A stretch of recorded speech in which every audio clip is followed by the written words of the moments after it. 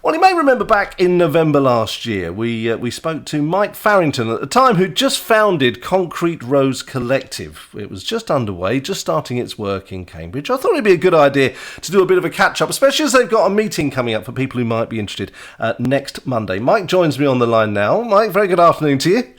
Afternoon, Neil. Good to speak to you. Good to hear. Well, you haven't got much greyer since last we spoke to you. So how's Concrete Rose Collective going? For those who don't know what it does, what is it you do, and how's it been since we last spoke?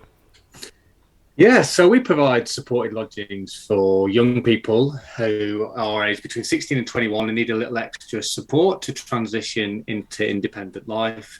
And so what we do is we look for individuals, families, couples who have a spare room and might be prepared to house a young person in that spare room. Then we provide loads of wraparound support, both to the couple or the individual or the family and also the young person. And that comes off the back of 20 years of working with at-risk young people, and 12 years with Romsey Mill, and seeing so many young people move from home or care into maybe larger impersonal hostels, and that not be a great environment. So that's the broad concept in terms of the progress we've made. So we've recruited a few hosts already, which is great, and we've got a few going through the application process. In fact, our first kind of hosts got approved by our independent panel only a couple of weeks ago. So that means we can start some placements probably realistically at the start of May or mid-May. And so it'll be great. Those will be our first young people in kind of host placements, and that'll feel like we're underway, I think. But this is presumably, though, something that you do. You don't want to be doing this en masse, do you? You want to be doing this individually, with care, taking your time. Absolutely. And I think, small is good, and doing it well and just building up over time is the right way to go. And that means we can give really strong support to those who are undertaking what is a significant commitment to have a young person in your home. So absolutely, that's the way we do want to grow, little by little, and just take our time and do it well. And presumably, when you're looking for people to become these hosts, you are really trying to tailor that to the young person that you've got in mind. Because presumably you're dealing with all sorts of background stories, of different ethnicities, of gender types and everything. And that's quite a trick. You're quite a matchmaker, really, aren't you? Yeah, our pairing process is really key. And you're right, it's been a huge mix of young people that we've had referred. I mean, we've got a waiting list probably of about 10 young people, and that's, really diverse. So it includes those that are leaving care, it includes those at risk of homelessness. It also includes unaccompanied asylum-seeking children, not from the Ukraine as yet, but certainly from Ethiopia and Eritrea and Sudan. And it's also included young parents. So the mix is huge in terms of young people that we're getting referred, which shows the need is huge. But you're right, we've got to do that pairing right and get the right fit between the young person and the potential host, and make sure that the both sides feel comfortable with that match, really. And typically this is going to be, how long is a piece of string and what colour is it? But typically, what sort of people are you looking for, and what sort of commitment would you be looking for in terms of hosts? So I think in terms of the nature of the people, I think just people who have a spare room, but also have a heart to support others and make a difference. But we can provide a lot of the wraparound care, as I say. So that's our kind of group that we're looking to support. And in terms of length of time, in general, if you look at other supported lodging schemes across the country, placements generally last for around 18 months. Right. So it's that kind of commitment. I think you've got to probably go into it thinking, we could give this a 2-year commitment, and that's probably a placement. Wouldn't necessarily have to go beyond that. But as you say, some placements might be shorter, some might be longer. But what strikes me is if you're doing it right, and if the matching has been done correctly, what you're actually doing is making friendships and bonds for life doing this. No one's going to have an 18-month relationship with a young person in their house and go, right, okay, that's you, off you go. Oh, very rarely that's going to happen. These are going to be people who are going to be in your life forever.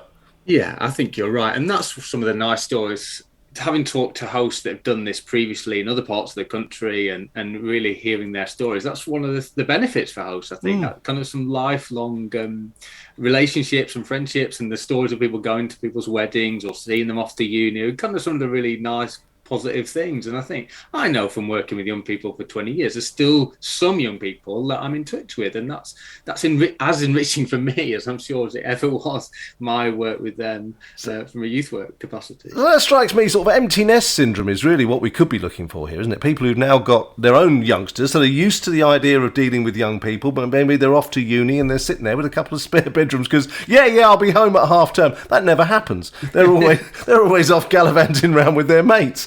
That could be a great way of filling that gap, couldn't it?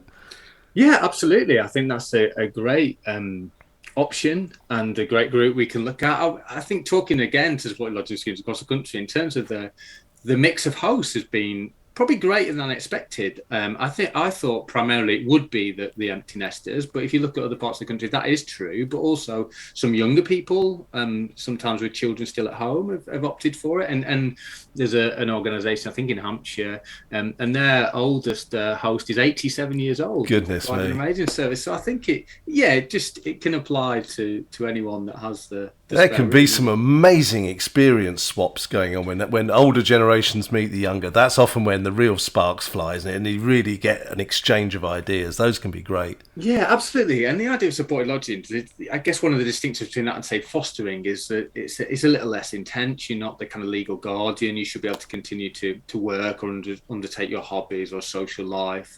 Because the young person's a bit older and a bit more independent, and we're providing a huge amount of wraparound support. So I think it can work for a variety of life circumstances. It's not necessarily saying this has to be the only thing that you do for a period, if that makes sense. And now you've got a meeting for people who might be interested coming up on Monday. Tell us about that. That's why I got you on, is because this is a great opportunity for people to find out a bit more, I think. Yeah, I almost forgot about the meeting.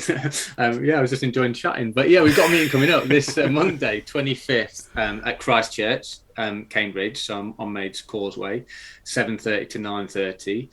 And I think the idea of the meeting is to really create an environment where people can just come and find out more. I want it to be really non-pressurised. Don't feel if you walk through the door we think you're going to be a host. I think just to provide all the information, be able to answer questions. You'll get information on, what the responsibilities of a host, what does the application process look like? What's the level of support that you get from us at Concrete Rose? What's the financial remittance you get from us?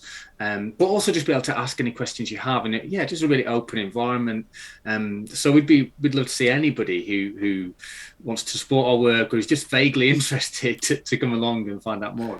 So people don't need to register. It's just an open door between 7:30 and 9:30. It is an open door. I mean, if people know they are going to come and could email me, mike@concreterose.co.uk. That's helpful just in terms of how much cake I'm going to buy, basically. But people don't have to do that to come. That's just a helpful guide for me. And if people aren't able to make that meeting, maybe heading off on holiday finally at last, or something like that, is that email address the best way to get a hold of you to just have a chat? Absolutely, yeah. You can use that email address. Our social media channels, Instagram, Twitter and Facebook, Concrete Rose CIC, are all pretty active. My number's also on certainly the Facebook page. But or just email, get in touch. Our website is www.concreterose.co.uk. So you can check out more info there as well. Fantastic. Well, glad to hear that. It's good to pick up 6 months later. Glad to hear that it's all off the ground and up and running. Let's hope this is the start of something really great on Monday night, and you get plenty of people along to look at hosting. And we'll catch up again and see how this is. I like following stories right from the start, so we'll keep an eye on it. Mike Farrington from Concrete Rose, thanks ever so much for talking to me today. Thanks, Neil. Appreciate it.